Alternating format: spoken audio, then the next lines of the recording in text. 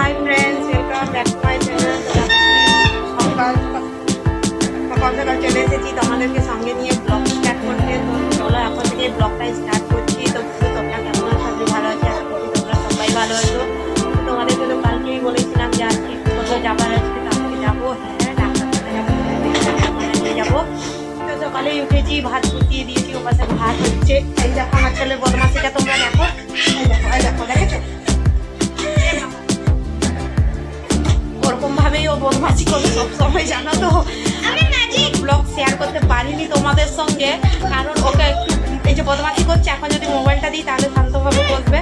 তো সেইভাবে আমি দেখো সকালে একটা নিয়েছে, দেখো বাজাচ্ছে। আর আমার মেয়েকে দেখো,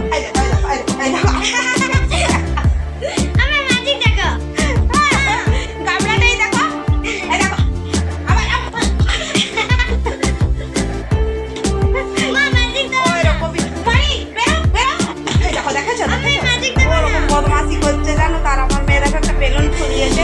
তো চলো ফ্রেন্ড সঙ্গে থাকো, দেখাবো তোমাদেরকে কোনখানে কোন ডাক্তারের কাছে নিয়ে যাচ্ছি ছেলে মেয়েকে। তো চলো সঙ্গে থাকো। আর কি কি করলাম সকাল থেকে দেখাই। উনানে ভাত বসিয়ে দিয়েছি, উনানে বসিয়েছি, তাহলে তাড়াতাড়ি হয়ে যাবে। আর এইখানে দেখো, এখানেও হচ্ছে কিছু, এগুলো এখানে গরম জল হচ্ছে তোমার দাদা, মানে এটাকে ফুটিয়ে ওকে এখন খাওয়াতে হচ্ছে গরম জল। জলটা ফুটতে দিয়েছি এখানে। আর আমাদের চা খাওয়া হয়ে গেছে, বেশি কিছু খাইনি, চা মুড়ি এইসবই খেয়েছি। ছেলেকে ডালিয়া খাইয়েছি, আর মা দেখো চাল বেছে রাখছে। তো চলো ঘরটা ঝাড় দিয়ে দিই, গুছিয়ে দিই একটু। ঝাড় দিয়েছি গুছিয়ে। আর এই দেখো জলটা যে ফুটিয়েছি, এরকম ঠান্ডা হতে দিয়েছি। এখানে পাখা চলছে, এই দেখো। তো এটা ঠান্ডা হয়ে গেলে খাবে তোমার দাদা। আর এখানে উনানে ভাত বসিয়ে দিলাম, ভাতটা হয়ে গেছে। এই দেখো এখানে ডালটা বসিয়েছি। আর এই দেখো মাছ নিয়েছি, তো এই মাছটা রান্না হবে আমাদের। আর তোমার দাদার জন্য কাল্লা ভাজা হবে। আমার ছেলে করছে, মনি কোথায় গুগু করছো? তো এই দেখো গুগু করতে লেগে গেছে। তো এই দেখো ফ্রেন্ডস, একেবারে আমি স্নান করতে রেডি হয়ে গেছি। আর কাপড় চোপড় ধুয়ে দিই। আর ওই দেখো মেয়ের অবস্থা দেখেছে, শরীর খারাপ, ঠান্ডা লাগছে, চাদর করে বসে আছে।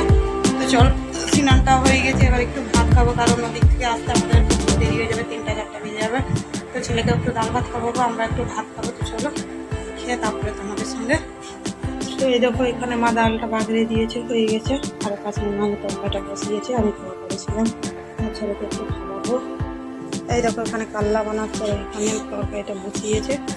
তরকারিটা এখন হয়নি, দেরি আছে। ফ্রেন্ডস বাড়ি থেকে তো বেরিয়ে পড়লাম, কিন্তু মেয়েটা আমার এতটাই অসুস্থ, তো গাড়িতে বসতে পারছে না, জানো। অনেকই শরীর খারাপ ওর। তো এই দেখো এখানে একটু দাঁড়িয়ে আছি, মেয়ের অবস্থা প্রচুর খারাপ। তোমার দাদা আসছে এক্ষুনি। আর ওই দেখো এই জায়গাটায় দাঁড়িয়েছি। আর আমার ছেলে দেখো বদমাশি করছে। তো এখনো ডাক্তারখানা আমরা পৌঁছাইনি, জানো তো। মনি পাপা আসছে, দাঁড়া, পাপা আসছে আসছে। এই দেখো আমরা ডাক্তারখানায় এসেছি, কত ভিড়।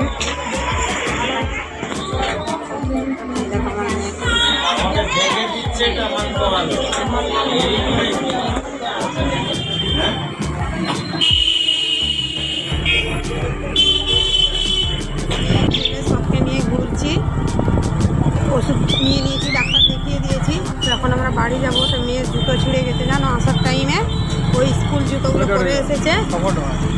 তো ওর এখন একটা জুতো নিব, কারণ একদমই জুতো নেই ওর। জুতো দোকান খুঁজছি, একটা দোকান পেয়েছিলাম, তো পছন্দ হয়নি। তো দেখা যাক কোথায় নিই, চলো। এই লাইনটায় দেখো প্রচুর কাপড় দোকান আছে, কিন্তু জুতো দোকান একটাও পাচ্ছি। কলাগুলো সব দেখিয়েছিল, দেখো বের করলাম, বের করে সবকে ভাগ করে করে দিচ্ছি।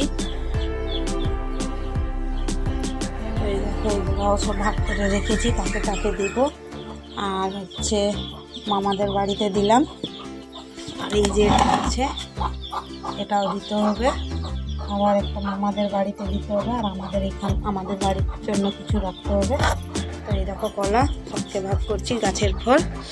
তো দেখো বন্ধু, ওদিক থেকে এসে তোমরা তো দেখলে যে কলাগুলো পেকে গেছিলো, সেগুলো দিচ্ছিলাম। আর আমি যে বলছিলাম না যে আমার মুখে কী হয়েছে, কিন্তু যেগুলো না জানো, তখন দাদা যেরকম হয়েছিল সেগুলোই হয়েছে। কিন্তু আমি চুলকে দিয়েছি বলে এরকম হয়ে গেছে, বোঝা যায়নি। তো আমার মেয়েরও ওগুলোই হয়ে গেছে জানো। এখন মা আর মেয়ে দুজনেই অসুস্থ হয়ে পড়েছে, কিন্তু কী করি, অসুস্থ হয়ে পড়লেও তো সংসারে কম বেশি কাজ করতেই হবে। তো দেখো ওখান থেকে আসার পর একটু ভাত খেলাম, খেয়ে দিয়ে মানে ঘরগুলো কীরকম হয়েছিল সেগুলো সব করলাম, বাকি দিলাম।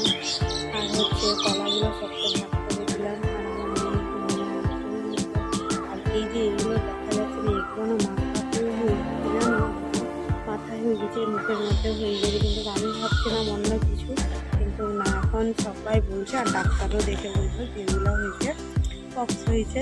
তো যাই হোক হয়েছে, আর কী করি বলো, কোনো করার নেই। যতদিন থাকবে তারপরে ঠিক হয়ে যাবে।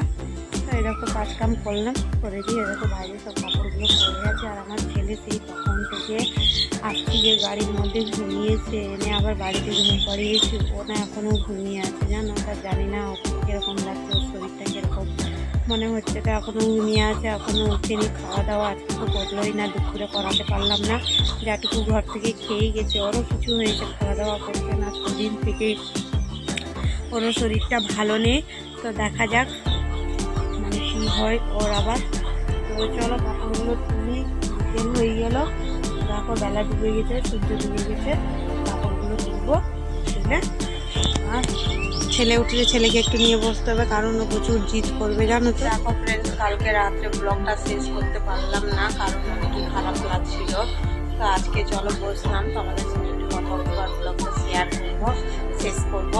তো এই দেখো সকালে উঠে নাস্তা দিলাম, যতটা পেরেছি যা পেরেছি। আর এই দেখো এখানে খাবার বানিয়েছি, তো ছেলেকে খাওয়াবো, ছেলে বাইরে খেলছে। তো চলো আজকের ব্লগটা এখানেই শেষ করে দিচ্ছি। তোমরা ভালো থাকো, সুস্থ থাকো, আবার আসবো একটা নতুন ব্লগ নিয়ে। তো তোমরা আমার ব্লগগুলো দেখো আর একটু আমাকে সাপোর্ট করো, লাইক করবে আর আমার পাশে থাকবে। তো আজকের মতন এখানেই বাই।